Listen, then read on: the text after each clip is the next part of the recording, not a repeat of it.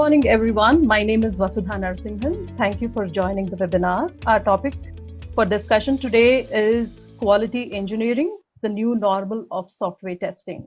Hi, everyone. I see a lot of participants already joined. Thanks and thanks for joining all of us. Hope everyone are staying safe and healthy. With this, right, so we would like to kickstart this the virtual meetup on the topic of the new normal of software test engineering or quality engineering. So the reason why we picked this topic is there is a lot of right, so a lot of changes, or there is a lot of drives are happening right within this particular domain. So which we would like to share with all of you, all the participants, and also people who are joining from across various industries.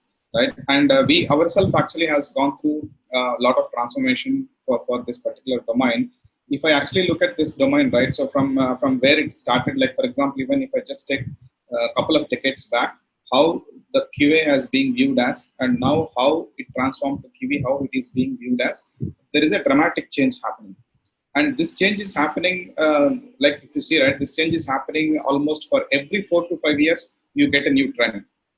And that's common in the technology world, but particularly to this domain, it is almost happening within a couple of years, right? So you just get a change within every 2 years, right? So which is interesting, and I would take that as for good opportunity, because for all the people who are part of this domain, and the key ingredient, right? If you actually see how this domain is able to sustain over a period of time, from time to time, let's say when we started manual testing, from there actually people went on to heavy enterprise automation tools. From there, people actually gone to open source automation tools. Now people are moving towards, let's say, Devops, cloud, and now smart automation, right? And the key ingredient for all this happening is, right, the key ingredient, right, from my perspective, right, if I look at it, is about the transformation, right? So if you actually see over a period of every, like last 10 years, the transformation has been tremendous in this domain, and people are actually watching for it. And the great part is people are actually transforming themselves from with a different skill set, with a different domain knowledge, right? So going to different industries, right? So that's where about this is a very interesting topic we thought, and we did a lot of this transformation activities at Publicis Sapient as well. And the transformation has been part of our journey for the last couple of years, right? So with that, actually, I would like Abhilasha to touch upon on our transformation journey at Publicis Sapient. How actually we look at transformation for this particular domain. Abhilasha? Thanks, Kiran. I hope everyone can hear me. So just extending to what Kiran said, I think we all have witnessed the changes in the IT industry. The landscape change that has happened, it is definitely phenomenal, right? And you can't sit in silo and really not react to those transformations, right? So how do we begin this journey, right? And most interestingly, the most important impression has been what we have seen in the last 4 or 5 years. So if you keep clients at the core, which is of course the most important aspect, we strengthened our own PS strategy, which was keeping digital business transformation at core and driving it to engineering transformation, right? So that was definitely the industry change and the way we were leading the organization. It was imperative for us to kind of, look at what will the QA domain look like in times to come, right?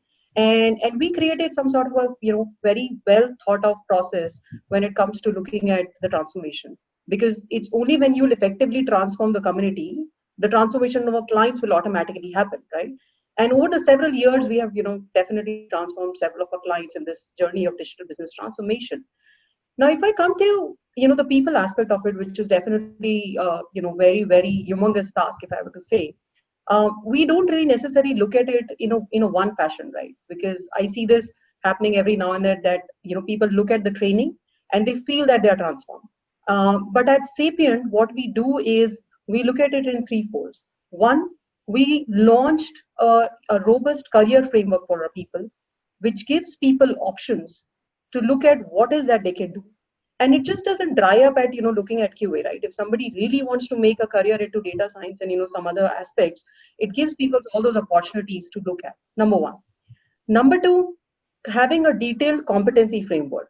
See, because it's important for people to evaluate their current skill sets and then aspire for the next, So it's very important to have that kind of a detailed, well thought of competency framework. And we have these stringent assessments available internally to help people to take that journey on. And then third comes the learning framework, which includes all these detailed trainings, which helps those people take on the aspirational roles and also kind of enhance their competencies. Now, if you really look at it, this is like a circle, right? The moment I want to change my competencies or enhance my competencies, I take up those relevant trainings, and then I have a choice to even go and look at the career framework back in, right? So all in all, I think I would summarize it by saying that the transformation needs to be looked at in a manner which is end to end, keeping the clients at the core and driving the people in a way where we create this end to end framework which helps us seeing long term benefits, not just having a short term intervention. On that note, I think interestingly, Kiran also said that in the beginning, quality engineering definitely is the core, right? And I think we've been driving that over last several years when it comes to tying it with our own engineering vision of the organization. So I will let Ashish take a stab at, what our overall quality engineering vision has been and what is our approach about it. Thanks, Abhilasha. Thanks, Kiran, for passing you over. Hello, everyone, and hope you all are doing safe, sound in the current situation. Um, as we all talked about, right, different aspect of QE. Kiran mentioned about the QE journey, where we are today.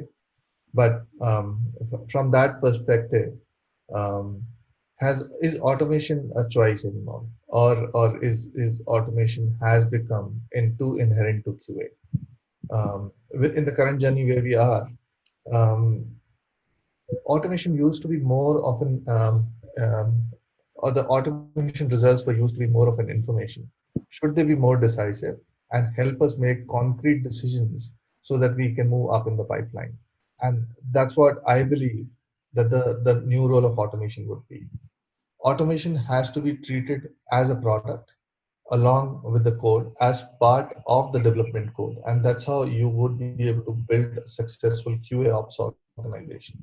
A certified code is only certified when automation move along with it as a product, not as a byproduct.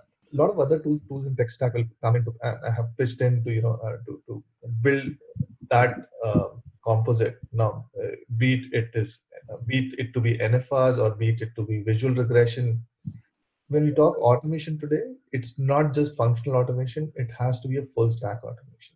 And when we talk about full stack automation, it is beyond. It has to go beyond functional, and it has to be more decisive. Help us make decisions. Go ahead and put us into the next league while we are in the pipeline without human intervention. And it cannot be a byproduct. It has to be a core product to move in the pipeline as part of the code. What does this mean? This means a lot of new tech stack or technology stacks coming into the picture, be it AI/ML, be it the NFR side of it, or the visual regression. And I think during the course of the discussion, we'll talk about it. But I'll pause here and open up it for questions, not just to me, to Kiran, Abhilasha, if there are any thoughts around it. There are a few questions already, and let me read one by one. Abhilasha, this seems more to you. Do you take up business certifications? I mean, for the community as such, to be a better functional QA? Yeah, absolutely. I think thanks, Aditya, for raising that question. Interestingly, we thought we'll talk about functional testing, but I think if I have to just draw a parallel with the layman, right? What does really functional tester is expected to do, right? We are expected, to assess whether the application works as desired. And if you were to have that lens, you can't really refrain from not knowing the functionality, right? Or not knowing the behind business, right? So it's extremely imperative that people, understand and apply the behind business, right? Now, from a certification perspective, we take a couple of point approach when it comes to primarily the functional people. One, of course, we have internal evaluations and certifications for a lot of industries, for example, auto and all, where we don't have external recognitions available, primarily from a business standpoint. But for a lot of industries like FS and ENC, etc., there are industry certifications available on the business side. So we kind of, go and encourage our people to take those certifications. Just to name a few, for FS would be CFA Institute and FRM Institute. So yes, of course, I think business certifications play a large role when it comes to enhancing the skill sets of a functional tester. Yeah. One question from Gagan. This person seems to be a manual, he seems to come from a manual testing background with 6 years of experience. However, he also seems to have transformed himself and learned Selenium and Java on his own. And his question is, whenever he, looks for openings, recruiters require, working experience in automation, which he does not have. So what is it that he should be doing? That is his question. So Kiran, would you please answer that? I think the first thing, I think you said that you already learned Java and Selenium. I think that's a good move, right? So that's the first step, I think, in terms of transforming yourself from manual to automation. I'll actually comment on more on right how somebody actually can actually get more probability of getting into the right role, right? So here, I think the more practical thing is there are a lot of open source platforms, open source projects are there where you can actually contribute and you can actually have your own GitHub. For example, the GitLab, which is open source, right? So you can actually have a code base created within a GitLab, right? Your own solution or your own framework, which can be a showcase, right? So I think most of the people, I think recently what we have seen is, so they're actually coming up with their own solution. It could be a small utility. It could be a simple, for example, a BDD file converting into a, let's say, a CSV file or CSV file just converting into some database file, right? So they are actually coming up with their own solution and having the code base in a public forums, right? So that gives a lot of confidence for any individual, right? I'm saying this one, right? So, and you can just have that on your profile, which gives a lot of value, right? So I think there are ways to, to at least get that visibility of learning. Okay. Next we have, I'm going to club 3 questions. One from Avinash, one anonymous, and one more from Ravi Krishna, more to do with tools. So the question is, any existing framework where we have implemented AI with test automation, or how could we include AI with Selenium framework? And in the current market situation, what is the best tool to learn and enhance the skill set? Sure. Thanks. Ashish, that would be for you. Thanks, Vasudha, for putting it across. Yeah. So, there's nothing fit for all. There are different tool sets available in the market. Like say from AI perspective, we have something called Test Graph, Cantalune Labs. We also have Sauce Labs, Apply tools, a bunch of open source tools, and a couple of enterprise tools which are very popular in the market from a tool stack perspective. But as said, there's nothing fit for all. It has to be looked out in the current paradigm and the application and the test, what we're doing. Let's say you're testing an application which is very heavy on visual side of it, and not much of function, and has limited functionality, but it has a lot to do with look and feel side of it. And that's where you would need a tool which is very heavy on AI, complementing with visual regression, because look and feel becomes more important there. The number of browsers, the number of mobile screens becomes more important there. And vice versa, you are on an application which is vis-a-vis you're on an application which is more heavy on microservices, has a lot of business intelligence inside it. And that's where the paradigm for the tool will completely change, and you would need more of a tool which can do suffice you doing all that. So you can have rest assured build on AI, and then AI can be complementing on top of it, but you would need to have build your own Python scripts to complement that AI logic. So having said that, there's nothing fit for all, and one has to decide based on the application and the test. Yeah. Ashish, so Yes. we have a couple of questions from Arvind Kumar Kuhar. Kiran, I would forward this to you. Trainings, it's a couple of questions, so I'm going to read them all. About the training cycles, what about the client psyche? Are we asking them to enable shadow resources? Question number 2, competency trainings need practical aspects. And what about enabling managers? See, if I understand the question right, so one is you're saying shadow resources for clients for the. I didn't get the question. So. Basically, the way I understand it is we are talking about a lot of trainings and training people in the team.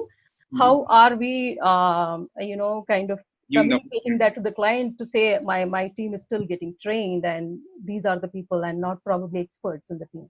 That's how I read the question. Okay, so it's entirely depends on right how we do it. Publicis Sapient, right? I'll just talk about our experience, right, and some I'll relate to the industry. But how actually we do at Publicis Sapient. So whenever we start any project, so we obviously start the project with the experts, right? So the reason being, whenever we want to actually go and set up the base, right? So set up the tools like the framework, right, and even to talk to the client, the domain, because at the Publicis Sapient we have a vast variety of verticals are there, right? Vertical business, right? When I say vertical business, like we are actually sliced into, for example, like retail, automotive, like financial services, energy and commodities, right? So, and for example, health and few other domains. And the reason why actually we got into these vertical domains is because more or like, right, QA used to be like more of a horizontal, right? So still in many places it's an horizontal, but what actually now we feel is, though it is an horizontal from a tooling standpoint, from an engineering standpoint, when it comes to functional, still it is a vertical, right? So QA will still fit into, for example, the way how I test a retail solution, I cannot use the same lens when I'm testing a telecom solution, right? So when I'm doing a checkout, my area of focus would be different when I'm, let's say, testing an order XML, for example. The area of focus is different from when I'm checking for a telecom project, right? So that's where I think we need some bit of expertise in the domain as well, along with the tooling part. So that is where the combination actually fits for the right individual to be placed. That's how we look at when we actually start any project.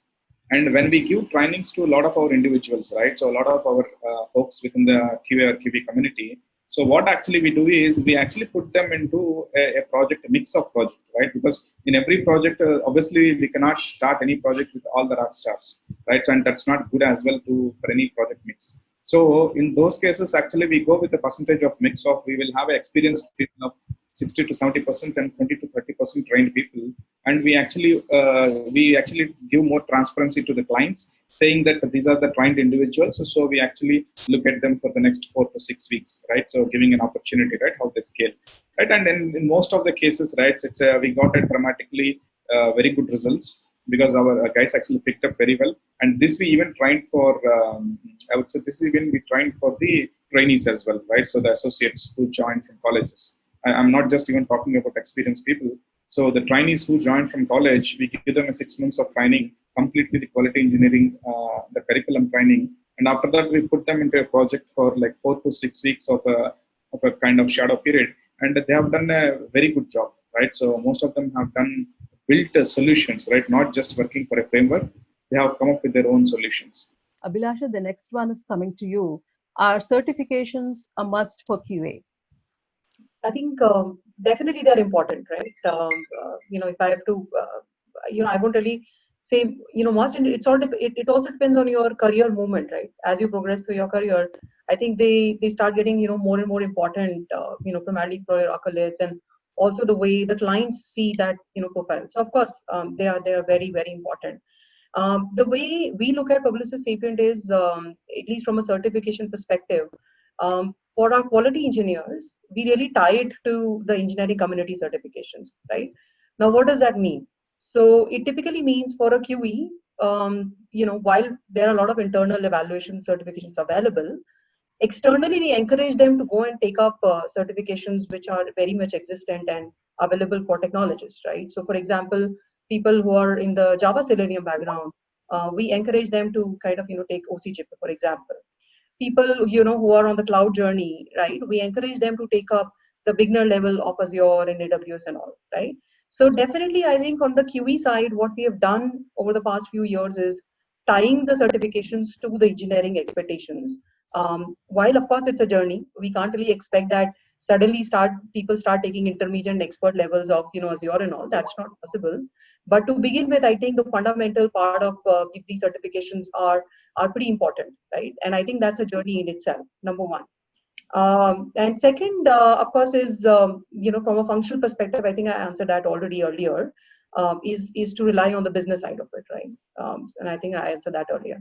Yeah, thank you, Abhilasha. So, like I said, there are a lot of questions coming in, but I would take a pause here and request Kiran, Abhilasha, and Ashish to, speak more about our new ways of testing in the recent times, and we will once again look at the questions a little later. So, Kiran, for that matter, there are a lot of questions around full stack engineer and SDET and all of that. Okay, thanks, Vasudha. So we'll just touch upon. I think we'll briefly talk about some of the full stack QA engineer and some of the QA versus QE. So if you actually see the QA versus QE, right? I think the branching out of QE happened maybe probably in the last 4 or 5 years, maybe predominantly, and in a couple of years it is more and more predominant, right? So the quality engineer. Abhilasha, would Thanks, like. Kiran. Yeah, sure, Kiran. Thanks. No, I think we touched upon some nuances of that, but quickly, sharing a couple of more thoughts. Of course, functional tester, as you said, right? While knowing the functionality, across all industries is very critical, right? Because that's how you really look at the right test suite, right? And that's how you actually build up a right test coverage. And for all the steps that we kind of follow up, right? Even if you have to do a smart test suite design, all of it is not really possible if you don't know the functionality of the business, right? And interestingly, the more the complex the systems and the industries get to, like for example, if you would go and look at in the ETRM space, right, in energy commodities, there are other complex aspects around scheduling and all, right, which is where the end-to-end testing gets much more complex, right? And at that point in time, of course, not knowing the functionality to the depth and not really having an approach to think functionally, won't really solve the purpose, right? So I think just to quickly summarize, it's pretty imperative, and we all have seen, of course, three of us have seen, more than 15, 16 years, and or maybe 2 decades, right? So it was the foundation, it is the foundation, and I think even in times to come, it will remain the foundation, right? I think the foundation doesn't change, right? I think we fundamentally believe that. Now, interestingly, there's another thought, where we see that there is a little bit of a confusion in people's mind when it comes to functional testing and visual testing, right? And people often, kind of confuse that bit, right? So, Ashish, would you share some thoughts on, how we have differentiated our approach when it comes to segregating visual testing, and what do we really do quickly, specific to that untapped area? Sure, sure. Thanks, Abhilasha, for putting this in. And I genuinely believe it is an area which is untapped. And I'll probably also share some slides. Not much, very very basic slides, but just to emphasize what I'm saying in terms of visual testing, and specifically automated visual testing, and how do we do that. So I'll quickly walk you through in terms of what do we mean by visual testing, and this is predominantly the definition of it. Now, when we say functional testing, I think we all are aware what it is about. It is accessing, if an application functions the way it was designed, and the functional requirement and the user stories. Right? What is visual testing on the other side is accessing if the user interface looks the way it looks, is the placement of the buttons, it's the color scheme of page, it is the placement of the links, the placement of all the labels around it. Something which a human eye does it inherently without even knowing it much better. Um, if we all think about writing our Selenium scripts, Selenium test, we write more of assertions around core functionality. But what about the look and feel of the web pages, which is equally crucial, um, the way we are accessing our functionality. And this is what's been told to us. Like, manual testers actually performed both functional testing as well as visual testing. The visual testing was a lot more inherent, and without even we were doing it with as a human thing. Functional automation is a replacement for manual testing. Automated functional test would pass, but the manual testing would fail. The defect will still seep through because the visual defects will won't be tested through our automation. Right? It has happened to Amazon. It has happened to Microsoft.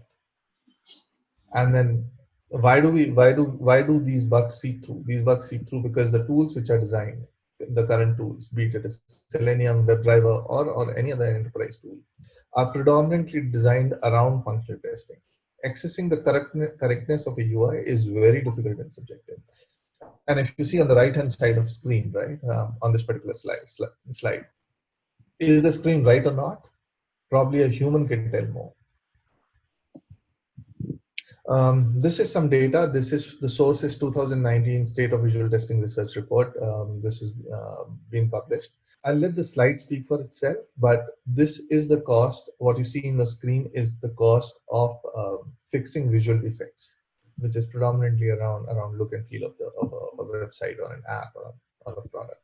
Now, when we talk about the digital transformation, it would be half said if we don't put the visual regression and the visual testing as part of the whole. And with the changing world, the number of apps, pages, viewports, languages, total screens, which a functional QA has to support, has grown multi-folds. Today, we just don't have a web app. We have the same app to be supported on different version of mobiles, different pages are on tabs, different viewports, and definitely with internationalization, localization being inherent part in multiple languages. The study says a typical retail website will have close to 250,000, 260,000 pages to be tested. Can this be done humanly? Is that even a remote chance to test these pages humanly in terms of the look and feel? Obviously, the code base remains the same, so the functionality can be tested much easier. But again, it will be a half-done job. And when that happens, that's where the story of diminishing returns start. The thought process start evolving. That is automation giving the right results? Because we will still left with bugs flowing in and seeping in, and that's where we start hearing that is the automation investment in automation doing the justice? And it's not, because we have only done the functional side of it. I'll probably, the last slide talks about some of the open source tools available, and the last one, Apply Tools, is more of an enterprise tool which is available, but the other ones are open source. And I would definitely end it with the note that it is an untapped area which needs a lot of attention to make the automation certification to be a full-blown certification rather than just being functional. Thank you. Please go ahead, Kiran. I was thinking, we could take a pause and take a few questions, but if you were sharing your thoughts, please go ahead and we will then start the Q&A. No, I think I saw a few questions. Maybe in the questions we can cover some of the topics, because I want to touch upon the tools part and RPA and AI ML. I think I saw some questions pop up. So maybe if you have questions relevant to those areas also, that we can pick up, or I can talk about as a topic. Yes, there are a lot of questions, Kiran. People are moving. This is a question from Sunny. People are moving to AI in the recent times. Is it necessary for automation QA to upgrade to this new technology? On similar lines, do you see opportunities? This is a question from Ram. Do you see opportunities, in testing new age technologies like blockchain and IoT, etc.? And what do you think of RPA as an automation technology? Would that be the next thing to move on to? Sure, I think that's a good question, right? See, so one thing is, right, so people are asking about different technologies. So testing is omnipresent, right? So testing is everywhere, right? Be it we call it as a functional, we call it as automation, right? Be it everywhere. So this is, we call it as a intelligent reporter, right? So the one which I was talking earlier, I think there were a few questions as well from people on usage of AI and ML, right? So like I said in Publicis Sapient as a part of Quality Engineering Center of Excellence. So we actually take a really industry look of what we do, right, within the organization, and also primarily, right, so what we do for our clients, right? So most of the times it is we actually cope up with the latest trends and technologies that are happening. So like I talked about AI, we already used in one of our clients where we did testing ML. Actually, we developed a solution itself using ML, and obviously we have a lot of visual automation as well, which Ashish talked about. So we have built our own solutions, right, in those spaces, because those are very helpful for branding sites and obviously the marketing sites. So coming to this AI, this ML part, right? So what we have done is, I'll not go much into details of this architecture, but just a quick right view of what it does, right? So this, we have developed a small Java utility, and where we connect the database, and where we have an API layer, which we take the results from any of your framework. Be your framework could be BDD, could be page object model, or it could be, let's say, keyword driven framework, right? So what actually we do is we actually take the results file of your particular framework and we actually put it into our database, and from there we actually run the ML analysis, right? So the ML library. So we used the Python ML library, just to let you know what we have used, and still there is not an open source yet, right? So, but this particular one, what we built. So this is the one, right, I was talking about. And if you see actually, right, so we have actually a login page, a simple login page. So where actually we give a login for the projects. So after going to the projects, what you see is the project names, right? So I have a different types of project names here. The program name, right? So generally it is an account. So account could be any of your client XYZ, and within the client account you will have multiple projects, right? So here, once actually we actually integrate the results file into this, right? So if you actually see, it will actually initially show you a set of results without running AI model, right? Here, if you actually see, it is just telling you there is a failures, right? So, and there are failure type of distributions are there. And if you see, some of this you will relate to BDD scripting as well, because BDD also gives scenario based and step based and test case based, or feature based. So if you see, this is all without running the ML model. Right now, still I don't know how many errors. How many errors I have, I know, but I don't know what type of errors I have, right? So this is before running the ML model. So once actually you see the results here, so what actually we are going to do is, so we are now going back to our solution, right, of this utility, and there we actually run a ML. If you see the prediction on the right hand side, the predicted failure type is empty, right? So because still we haven't run the model yet. So for this particular test cases, the predicted model is failure type is empty. Now what we do is we go and we run our baseline ML model, right? So once we run the ML model, see, this is how we run the model here. You see on the right side, we ran the model now. Now if you go back to the page, now you see here the issues, right? So here 50% of the issues are functional issues and 50% of the issues are right, so the script issues. Right, and here is the sample is very small, only 2. But depending on your number of test cases, actually the failure types actually will exponentially increase. Here, if you see, there are only 2 issues we got. One is an application issue, the other one is a copy text incorrect. Right, so this is the based on the configuration done in the ML library. Right, so and it's a dynamic library. One advantage with this, what you will have is, so it's keep on actually learning. Right, so here, so let's say for example, you come to a page. This is what it actually takes from your DB, the results, whatever you give through the JSON file or XML file. It will actually give you the screenshot, what it has, error logs and everything. So it compares your screenshot, error logs, and comes up and applies ML logic on the top and comes up with the issue, right? So, and if you want to raise an issue here, if this is a genuine issue, right, you have a Jira integration here. Directly you can actually integrate with Jira and you can raise a defect. So it will automatically take the steps from here and it will actually put it into Jira. So that is one. So one advantage you have if you want to raise a defect, right? So we have done the integration. It's a simple integration with Jira. So if anybody want to integrate with Jira, they can do it as well, right? And the way how machine learning works is, right? So in case, let's say if this particular issue is not an application issue, right? Because it's wrongly termed as an application issue. So you want to train the model, right? So because how you train the model, right? So which is why actually we have a way how we can train the model. Let's say here I went, and if you see here, there is a failure type drop down. Now here I'm saying this is not a copy text issue. This is an application issue because 401 is not a copy issue, right? So what actually we do is we actually take this as an environmental issue because 401 is the environment itself is not up and running. So now the machine learning actually has learned whenever it comes, this is an environment issue. So this actually takes as a part of learning. So once you do like tens of runs, right? Let's say 5-6 of consecutive runs, right? Test runs. And once you teach the machine learning model whatever it is, then after that your accuracy rate will increase. Initially, you may not get 100% accuracy. Initially, it could be in the ranges of 70%, 80%. Gradually, it moves to 90. So once you do some certain number of runs, you will actually be in the higher ranges of more than 95%, right? Accuracy. So this is how the tool works. And this we have actually built for one of our client problem statement, right? So, and you can train the model as well, right? See, if you want to retrain the model, you can change the model name and you can train so that you can the accuracy will increase. Here, if you see, the accuracy is at 92.59%, right? But again, depending on how you train the model actually will keep on increasing, right? So this is how we did it.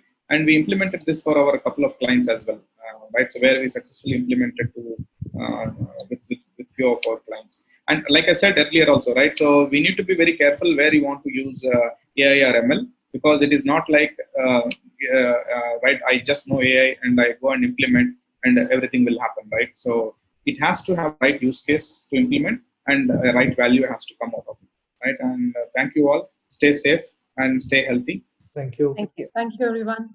Thank you, everyone.